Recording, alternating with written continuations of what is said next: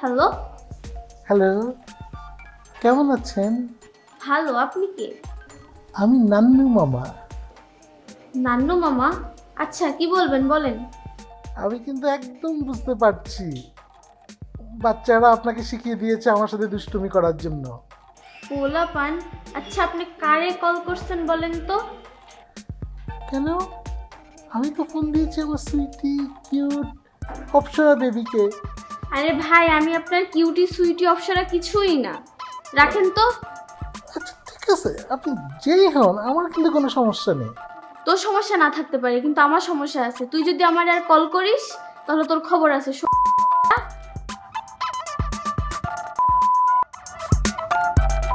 আমি কোনোদিন কল করবি না, রাখ।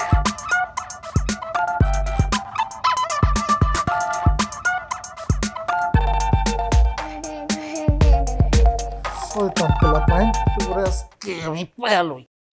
আপনারা সবাই ভালো আছেন? সম্মানিত গ্রামবাসী, আমাদের গ্রামের সুন্দরী, টিকটকে ভাইরাল, নাচে সমৃদ্ধ বিউটি আজকে নাচ দেখাবে আপনাদের। আপনারা অধীর আগ্রহে যে অপেক্ষা করতেছেন, আর কিছুক্ষণ অপেক্ষা করেন, এর মধ্যেই বিউটি চলে আসবে। ভাই আর কতক্ষণ অপেক্ষা করাইবা? কখন আইবো আমগো নায়িকা বিউটি? আরে ভাই, একটু অপেক্ষা করেন না, আপনি মাথাটা টুপি পরে বলেন। ও বইয়া থাকি, কামকাজ যেহেতু নাই, আয়োজন যেহেতু ভালো লাগতাছে, আসুক যে সময় মন চায়, বইয়া থাকি এখন। আপনারা যে এখন বিউটি নাচ দেখতে পারতেছেন, এই গ্রামের কন্যা হিসেবে এটা আপনার জন্য একটা সৌভাগ্য। সামনে কিন্তু বিউটি নায়িকা হয়ে যাবে, তখন তার নাচ দেখতে হইলে আপনাদের টাকা দিয়ে দেখতে হবে, টিকিট কাইটে দেখতে হবে, বুঝতে পারছেন?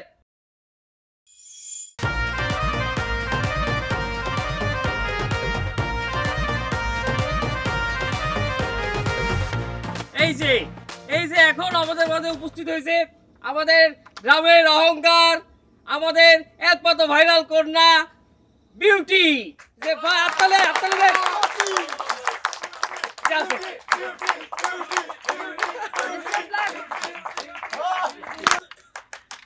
ভালো আছেন আপনারা সবাই? আপনারা সবাই ভালো আছেন? সবাই আমার টিকটক দেখেন তো? ভাল লাগে? এখন আমার নাচ দেখতে চান? কে কে চান দেখি হাত উঁচা করেন। ঠিক আছে স্যার, আপনি শুধু বড় বড় কথাই বলতে পারেন। আপনার চলে আসছে। হ্যাঁ, কি হয়েছে? শোনেন ম্যাডাম, এরপর থেকে যদি আপনি বেরোন, কখন একা বেরোবেন না, একেবারে আপনার হাজবেন্ডকে নিয়ে বেরোবেন, ঠিক আছে ম্যাডাম? এটা আমি মানতে পারবো, বড় দেশটা হারাই যাবেন তো। স্যার আসলাম, এই কোথায় ছিল এতক্ষণ? তোমাকে আমি খুঁজতে খুঁজতে হয়রান হয়ে গেলাম। আঙ্কেল। আবার আঙ্কেল? ও সরি স্যার, আমি বাদাম বিক্রি করা শেষ করছি, একটু যাচ্ছিলাম, দেখি ম্যাডাম ঘুরতেছে দৌড়িতেছে। কি ব্যাপার ম্যাডাম, কি হয়েছে, সমস্যা কি? বাসা ভুলে গেছে, বাসা খুঁজে পায় না। স্যার একটু দেখে রাখবেন স্যার প্লিজ, নতুন দেশ তো, নতুন জায়গা, বড় জায়গা, হারা যেতে পারে। তোমাকে অনেকবারই তো বলেছি যে একা একা বের হবে না, তারপরেও তো তুমি বের হয়ে চলে আসলে, আর আমি তোমাকে খুঁজতে খুঁজতে হয়রান হয়ে গেছি। না, কথা তো শুনতে হবে, নতুন দেশ না, নতুন জায়গা তো, উনি তো আপনার সাথে বেশি বুঝেন, বেশি চিনেন, তাই না? আপনি ওনার কনসাল্ট ছাড়া বের হবেন না কোথাও, ঠিক আছে? উনি যেভাবে নিয়ে যাবে, যেখানে নিয়ে যাবে ওখানে যাবেন, একা যাবেন না। তাও স্যার বুঝি স্যার, একাকিত্ব মনে করে তো একটু ঘুরতে ভালো লাগে মানুষের, কতক্ষণ ঘরে থাকতে ভালো লাগে স্যার, এই কারণে মনে বেরিয়ে যায়, তাই না ম্যাডাম? জি। এই শোনো, তোমার তো একটা খুশির খবর রয়েছে। তোমার তো রেসিডেন্সি হয়ে গেছে। আল্লাহ, কি কোন, তাই নাকি? হ্যাঁ সত্যি? রেসিডেন্সি মানে হচ্ছে পাসপোর্ট, আমি পাসপোর্ট পাইতে যাইতেছি। আল্লাহ, কি খুশির খবর। হ্যাঁ, এখন বলো কি খাবা? সি ফুড না চাইনিজ না জাপানিজ কোরিয়ান, কোনটা খাবা? হটপট? এই সব খাবো চলেন, কিন্তু আমার সমস্যা আছে, আমি তো যে সাবধান খাইতে পারি না।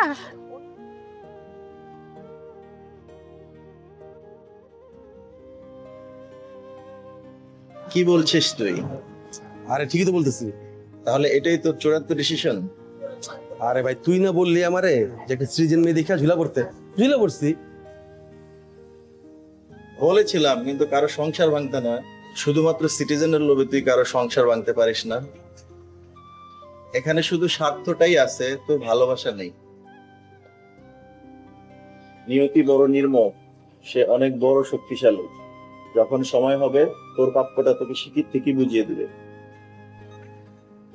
তোর একদিন সংসার হবে, তখন যদি তোর সংসার কেউ এসে ভেঙে দেয়, তখন তোর কি অবস্থা হবে? তখন তো তুইও আফসোস করবি। দোস্ত, তুই মেয়েটাকে ভুলে যা, ওদের সংসার তোর ভাঙার দরকার নেই। তুই এই লোকটা করিস না দোস্ত।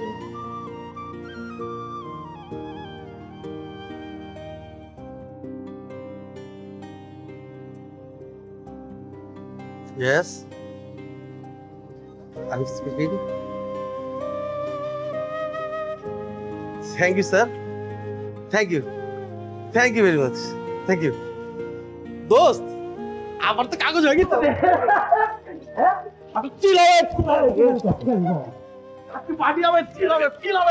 এখন আমি মেয়ের আমার দরকার নাই, কোনো দরকার নেই মেয়ের। কি খাবি ক? কি খাইতে চাস বন্ধু ক? কফি খাই। কফি ছাড়া আর কি খাবি ক? যা বলবি তাই খাবো। দোস্ত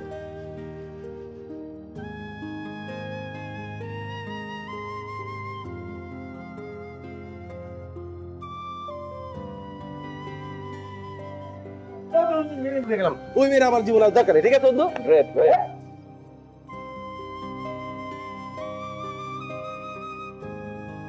রায়হান সাহেব, জি জি ডাক্তার সাহেব। আপনার সাথে আর কেউ আসছেন? জি না, আমি তো এখানে একাই থাকি। ও আচ্ছা আচ্ছা। আসলে আপনাকে সরি বলা ছাড়া আমার কোনো উপায় নেই। কেন ডাক্তার সাহেব, খারাপ কিছু? একেবারে লাস্ট স্টেজ। কি লাস্ট স্টেজ? অপ্রিয় হলেও সত্যটা আপনাকে বলা উচিত। অযথা আপনাকে মিথ্যা আশ্বাস দিয়ে লাভ কি? আপনার স্টমাক ক্যান্সারের অবস্থা ভয়াবহ, বলতে পারেন লাস্ট স্টেজে আছেন। অবস্থা দেখে যেটা মনে হচ্ছে আপনি আর বড় জোর মাসখানেক বাঁচবেন। কি হলো ডাক্তার সাহেব? আমার স্টমাক ক্যান্সার? মানে আর মাত্র 1 মাস? আপনাগুলো কি বলছেন ডাক্তার সাহেব? আপনি আবার একটু ভালো করে দেখবেন প্লিজ, একটু ভালো করে দেখবেন। দেখুন, সেজন্য আমি বারবার সমস্ত রিপোর্ট মিলিয়ে দেখলাম। আর যে ডায়াগনস্টিক সেন্টার থেকে আপনি পরীক্ষা করে এনেছেন সেখানে ভুল হওয়ার সম্ভাবনা খুবই কম। তারপরও যদি আপনার কোনো কনফিউশন থেকে থাকে আপনি অন্য কোথাও থেকে পরীক্ষা করে আনতে পারেন। মানে আপনি বলতে চাচ্ছেন যে আমার হাতে মাত্র 1 মাস, মানে 1 মাসের বেশি আর বাঁচবো না? সেটা আসলে ভাগ্য ভালো হলে বাঁচবে।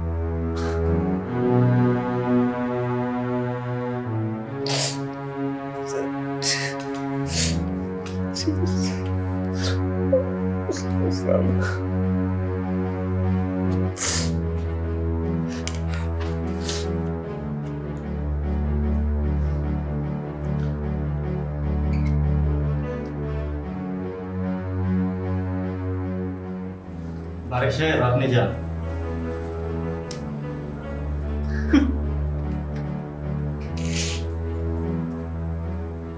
কি হয়েছে বাবা?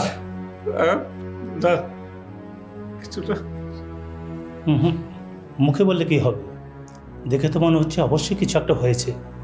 আচ্ছা বাবা, কোনো মানুষ যদি জেনে যায় যে সে অল্প কয়েকদিন, 1 মাস 1.5 মাস 15 দিন বাঁচবে, তার কি করা উচিত? এই কথা বলছো কেন বাবা? কি হয়েছে? কঠিন কোন অসুখ? ও পাত্তা দিও না, পাত্তা দিও না। আমাকে এক ডাক্তার বলেছিল আমি নাকি 1 মাস বাঁচবো, 1 মাস পরে আমি মারা যাব। কিন্তু আজ দেখো, এই ডাক্তার আমার কাগজপত্র সব দেখে কি বললো জানো? আমার নাকি কোনো অসুখই নেই, শুধু গ্যাস্ট্রিকের সমস্যা ছাড়া। চিন্তা করে দেখো, ওই আগের ডাক্তার কত বড় ভুয়া। আরে সবই হইলো টাকা খাওয়ার ধান্দা, বুঝলে?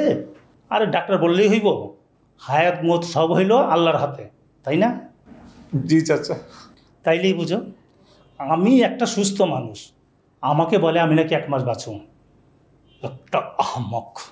আমার ছেলেরা তো গেছে ওই ডাক্তারকে একটা হ্যাস্তন্যস্ত করতে। আমিও বলছি হ্যাস্তন্যস্ত না করা পর্যন্ত আমি বাড়িতে যাচ্ছি না। ও হো, তুমি যেন কি জানতে চাইছিলা? না, বলছিলাম যে কেউ যদি জেনে যায় যে সে অল্প কয়েকদিন বাঁচবে, মানে 1 মাসের মতো বাঁচবে, তাহলে তার কি করা উচিত? কিছুই করার নেই।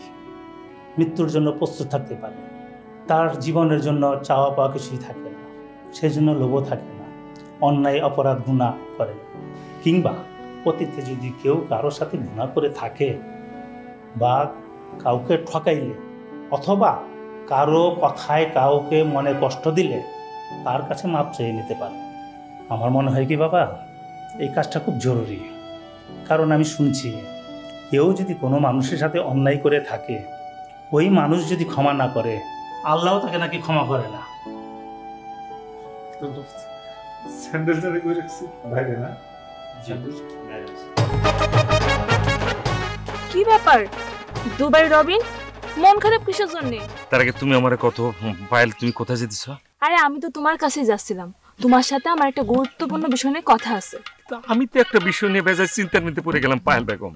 চিন্তার কারণটা কি সেটা কি আমি জানতে পারি? এরে বাবারে, আমি দুবাই থেকে ভেষজ চিকিৎসার উপরে একটা কোর্স করে আসছি, গবেষণা করে আসছি। এই কথাটা আমি কাউকে বিশ্বাস করতে পারতেছি না।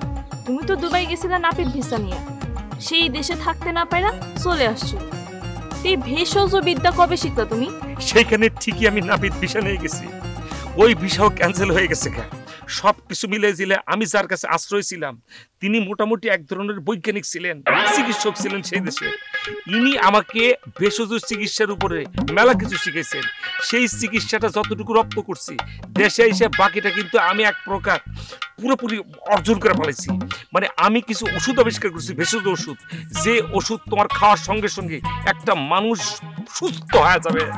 মানে গাছের শেকড় থেকে নির্যাস বাইর করে খাওয়ার যে নিত্য নৈমিত্তিক জিনিস আছে, মনে করে খেজুর, বিচি থাকবে না, ওই বিচের ভিতরে কিন্তু আমার ওষুধ ঢুকানো আছে, টেরও পাইবো না, কিন্তু কাজ করবো। এই জিনিসটা কাউরে আমি বিশ্বাস করতে পারতাছি না, পায়ে ধরতাছি না, তারা খায় না। তাই নাকি? ওষুধ যদি ঠিক মতন কেউ ব্যবহার না করে, না খায়, তাহলে বুঝবো কেমনে সে ওষুধ কাজ করে কি করে না। এই জন্য আমি বলতেছিলাম কি, তুমি তো আমার খুব কাছের মানুষ, তুমি তো একমাত্র আমাকে বোঝার চেষ্টা করবে, তাই না? তুমি হা করো, আমি একটা কিছু তোমার মুখে দিই। ভিতরে আছে নানা গাছের শেকড় থেকে নির্যাস বের করা 2 ফোঁটা, দেখবে সাথে সাথে। না না না না, আমার কোনো অসুখ নাই। তোমার অসুখটা তুমি কিভাবে বুঝলা? তাহলে তো মানুষ আর মরল না রে বাবা। আমাদের বিভিন্ন ছোট ছোট অসুখগুলো শরীরের ভিতরে দানা বাঁধে, আস্তে আস্তে সেগুলো না গাড়ায় ওঠে। তার আগেই তো তাকে দম দেওয়া উচিত, মেলা দিন বাঁচবা। এজন্যই বলতেছি বেশি বুঝো না, ডাক্তারের চেয়ে চাইলেন বেশি বুঝলে কিন্তু খারাপই আছে। খাও, হা করো শোনা, সুস্থ মানুষ এটা খেতে পারে, পার্শ্ব প্রতিক্রিয়া নাই। শোনো রবিন, এখনো সময় আছে, ভালো হয়ে যাও, তা না হলে 2 দিন পরে মানুষ পাগল ছাড়া ভালো কিছু করবে না তোমারে। তোর লেকচার করতো তো, আ করো তো, খাও তো। তোমার ওষুধ তুমিই খাও, আমার খাওয়া লাগবো না। কি শুরু করছো তুমি? হ্যাঁ, আসছি না একটা গুরুত্বপূর্ণ কথা বলার জন্য, তা না মেজাজটা একবার গরম করে দিছো। আর কোনোদিন যদি তুমি আমার সাথে এমন পাগলামি করছো না, তোমার একবার খবর করে ছাড়বো। বাবা, এগুলি কি মায়া মানুষ না কিছু? 2 দিন পরে তো তুই আমার বউ হবি, কথার আগে দিয়ে হাত চলতেছে। ওষুধ খাবে দূরের কথা, তোর স্বামী তো ডাক্তার, অন্য কেউ তো না। আমি কি তোর বিষ খাওয়াইছিলাম? না, কাজও না।